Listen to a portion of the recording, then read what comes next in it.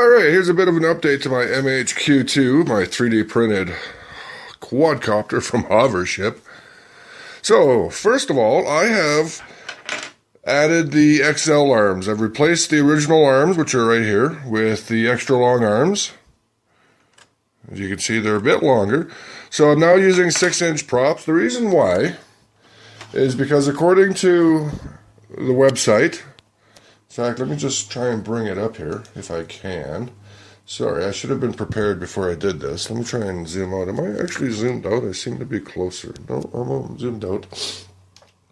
According to the specs of these motors, these are a lot more efficient with 6-inch props than they are with anything else. So these are the Multi-Star Elite. I think it's there.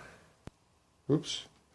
Sorry, I know I should have been more prepared than this, but I am not a professional. Oh,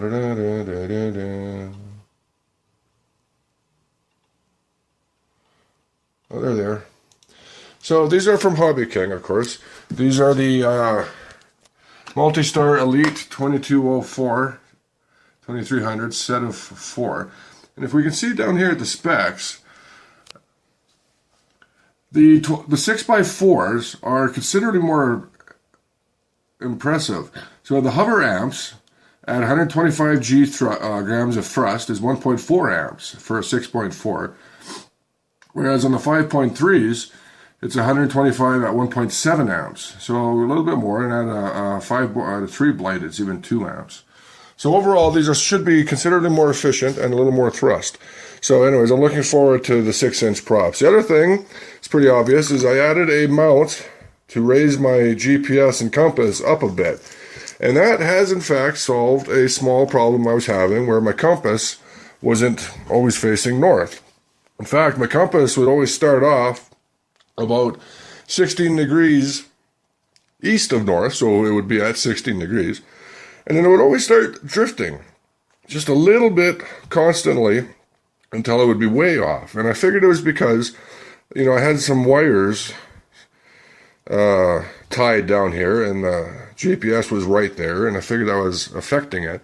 So I put this mount on, and I've raised the GPS up, and my compass now after another calibration, my compass now points actual north, and it seems a lot more solid. The third change I've made is right down here. You can see this blue lid.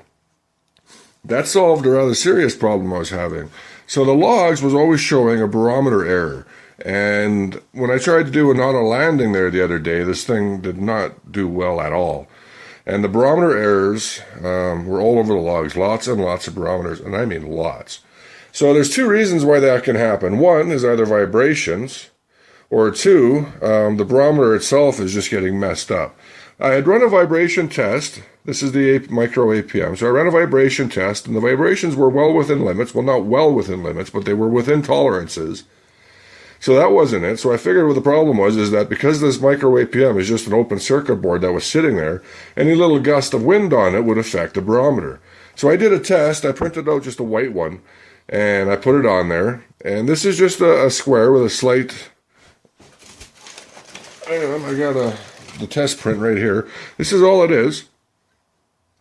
You can see it's got 4 holes on the corners that are raised up just a little bit. So this snaps right onto the studs. The MicroAPM is on these little studs here, and then held down with nuts, and there's a couple of millimeters extra. And this snaps right on top. And I did a test, and I didn't have a single barometer error in the log at all. None. It was perfect. So that seems to have solved that problem. These are tight enough that they just snap right onto the bolts, and I don't need an extra tie-down strap or anything like that. It's very secure on there. So that has solved that problem. So I got 6-inch props that are dirty. I've got the new mount for the GPS, which has solved the compass problem, and the lid, the cover for the MicroAPM, which has solved the barometer problem. So I'm going to go ahead and give this a test fly now and just see what happens. I don't know if I'm going to be able to video record this, but we'll see. Alright, so I'm just outside of my house again. It's just way too windy to go to the park. So I've got the 6-inch props on there. Let's give this a try and just see what happens. Just going to move it a little bit.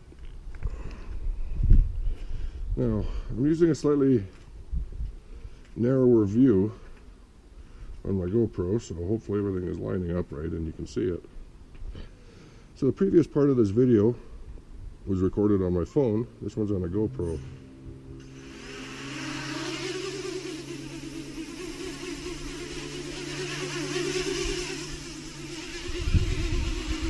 Okay, so that's interesting.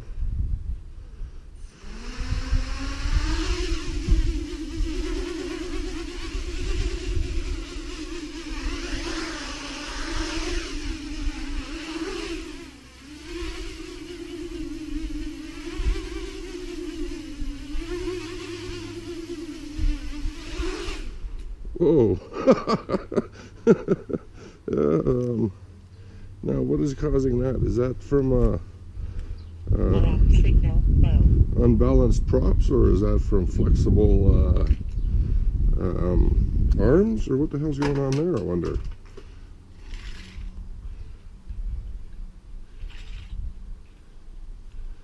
That is a really interesting behavior. These arms aren't really, well, they are a little more flexible. I hope you can see what's going on there. But that is not a good behavior. I don't know what would be causing that. That is really, really weird. I mean, really, really weird. Let's try that again. Let's keep it on the grass, though, because that just lawn darted.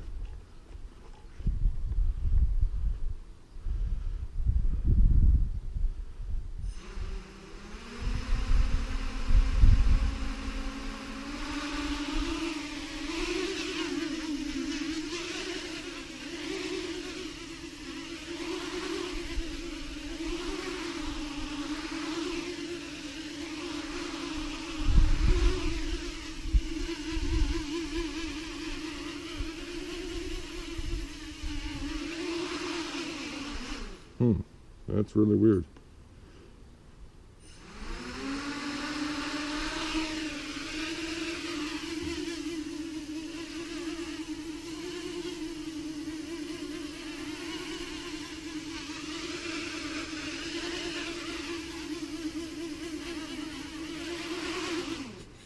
Nope, I don't like that at all.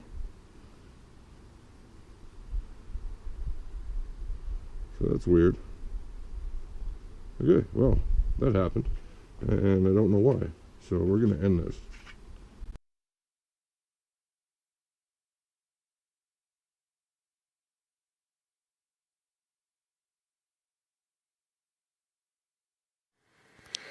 Okay, so that wasn't the right thing to do.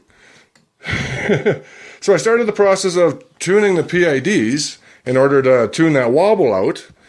And apparently I went the wrong direction. So I followed the instructions on the mission planner to set up my channel 6 knob to adjust the PIDs, and I had it centered, and I flew it, and it was actually less wobbly than it was before. So I landed it, moved the knob, apparently too far in the wrong direction, and when I launched it, it just went crazy and wobbled and just flipped over. It went whoo, and landed upside down and crashed. The GPS mount broke the top plate. These got knocked off and ended up breaking here. That's right here. Two arms got busted up, and the lid to my Fat Shark transmitter also got a little bit cracked. So I'm going to glue that back together. So I'm going to go ahead and print some new stuff. I know what I got to do. I just got to make sure I don't do that again. But this sucks that I have to go through all of this work and... oh, this even broke. Oh, crap. So I got some new printing to do, but that's why I'm using this 3D printed quadcopter, is to learn a bunch of stuff. So I don't feel bad about this, but I am a little sad that I have to go through all the work again of rebuilding it. I'm not going to worry about this plate. I don't think I need to fix it. Oh, so the rubber damper popped off. That's not a big deal. Really, all I got to do is just replace a couple arms and the top plate. So no biggie. When I get all on this, I will update you all again. All right, bye-bye.